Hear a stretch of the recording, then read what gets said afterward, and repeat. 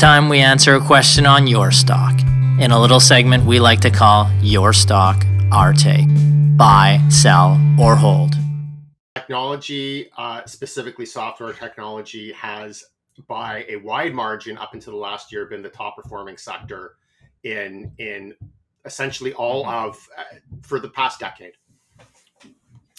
So this has changed over the past year, and we're going to take a look at one of the companies that was the top performer in the space, and that company is Zoom. So I'm interested to take a look at this company. They just recently, about a week and a half ago, put out their third quarter fiscal 2023 results. And it's a name that I've been keeping an eye on. So Zoom Video Communications, ZM on the NASDAQ, trades at $72, market cap of $22 billion. This is the largest video conferencing platform in the world. Nobody needs an introduction to Zoom. We've all used it during the pandemic.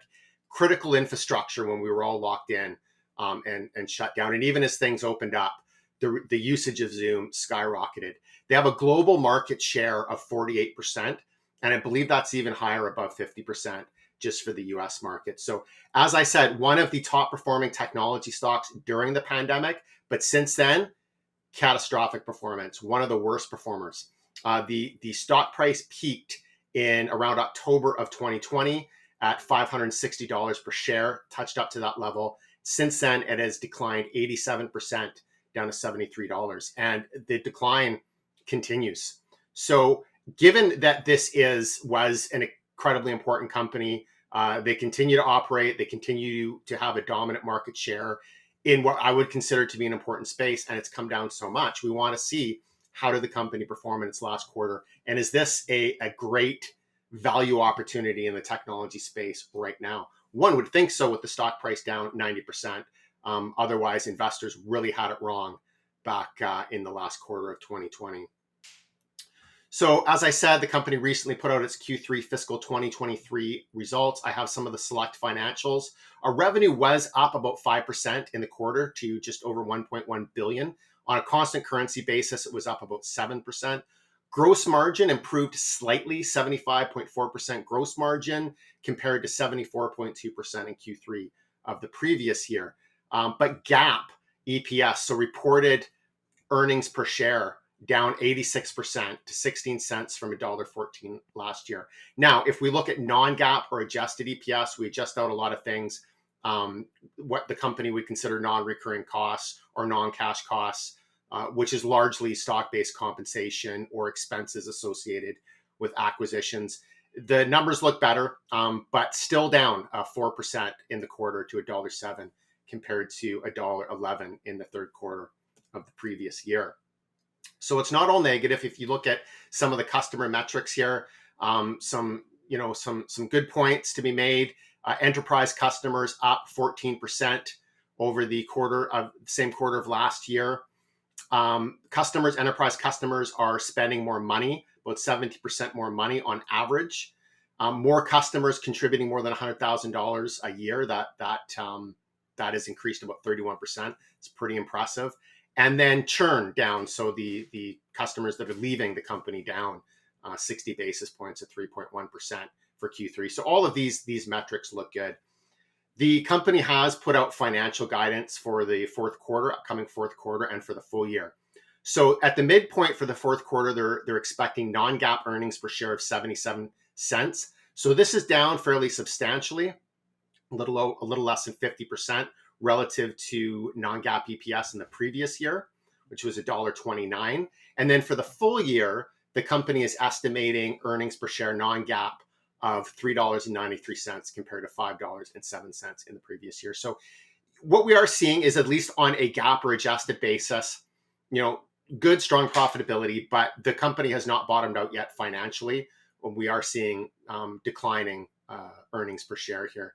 Now, this is not necessarily a terrible thing. We do have to remember the company is coming off of what was absolutely historic demand over the past 2 years. So it's absolutely reasonable that we should expect, the earnings and even the revenue to drop. Well, revenue has not dropped. It's more or less flat, up a little bit.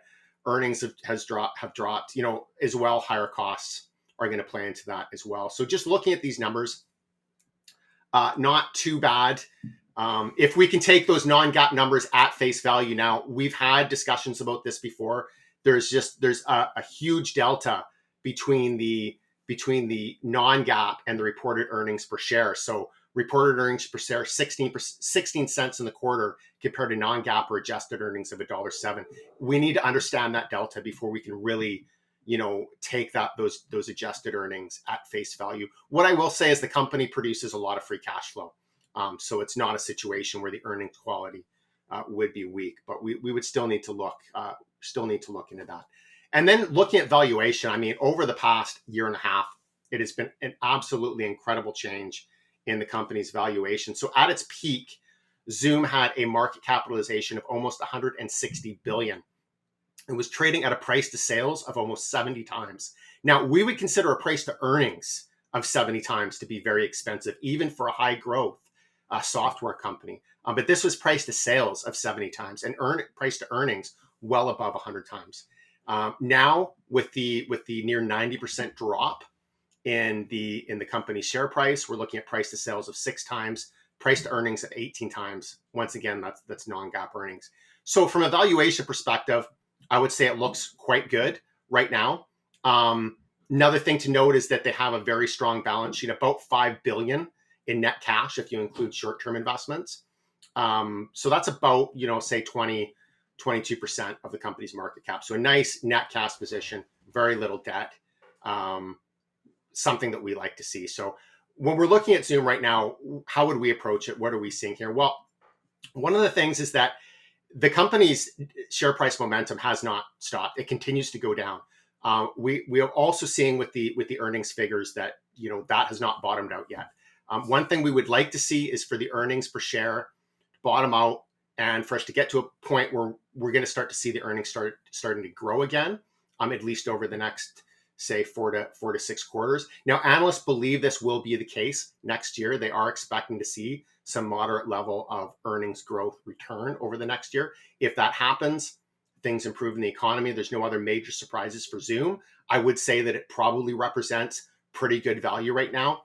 I wouldn't jump in necessarily and take a big position in the company. People that are interested can maybe start to nibble away at the stock, take a small position, maybe, 10-20% of a full position, whatever that is for you, and then look to add as we get more quarters. There's still a lot of uncertainty. And as I said, we want to really dissect those non-GAAP earnings to make sure that we can rely on them. Now, Zoom, along with some of these other tech companies, these big market-leading tech companies, which would include Intuit, DocuSign, Adobe, and several others, these are companies that we're keeping a very close eye on right now. Financially, most are performing reasonably well, but they're still, under pressure, at least on the bottom line. So we just want to get some sign that this is starting to ease, and that the negative momentum in the share price is also starting to stabilize. And we do expect to recommend some of these names in the near future. I don't know if it's going to be Zoom, but Zoom could be on the list. It is certainly something that we're monitoring very closely, and we would hope to be able to add a couple of these companies to the portfolio.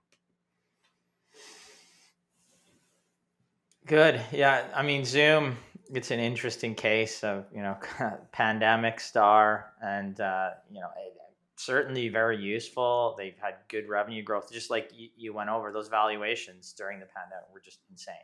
Like to have gone to those levels, it makes absolutely no sense. It made no sense then. And, now the valuations have come down. You went over them, Aaron, based on non-GAAP, they're starting to look better. But even based on non-GAAP, if it was 18 times, I think their revenue growth in the last quarter was 5%, 7% constant currency. And then you had declining earnings. And the projections from analysts are for declining earnings next year. So, I mean, one of the things we don't really love is to see a company, with, even if it's decent valuations, but if we've got declining earnings next year, I mean, then your price to earnings, price to cash flow, if it's declining cash flow, we'd have to look at that too as well. It goes up. That multiple goes up even if the stock stays at the same price, right? So it's not a formula that we typically like to see. But Zoom's a company we're continue to monitor if they can get growth. I mean, I would say too, there is significant competition for this company. Good balance sheet, but two of the companies it competes with here, like Microsoft has Microsoft Teams, an awesome balance sheet there too, and Google's probably got the best balance sheet on the planet, and they would compete with them. And I mean, we've all used all of them in terms of just for meetings internally or meetings with companies. They're all fine. They all work. So I'm not sure if I would, if I use Zoom and I said, oh, I've got to use Zoom, I don't have any, whichever one's going to be, I mean, cheapest over the long term is probably the one you use, right? Or integrates I find well Zoom a with pain in your the butt system. sometimes, personally. Relative to what though? Google Hangouts. Google Hangouts is Google so Hangouts easy, better? very Yeah. straightforward, and it links right up with our calendars, which is very nice. Yeah, I mean, everything has competition. I think one of the things that we would do to kind of analyze the competitiveness is look how the market share has trended. And I don't have the numbers for that on Zoom, but in terms of putting together a potential recommendation, that would be something that's critical. You want to see the market share continue to increase or at least remaining stable. If they're starting to lose market share, then that's a sign of trouble. And Ryan, you are correct.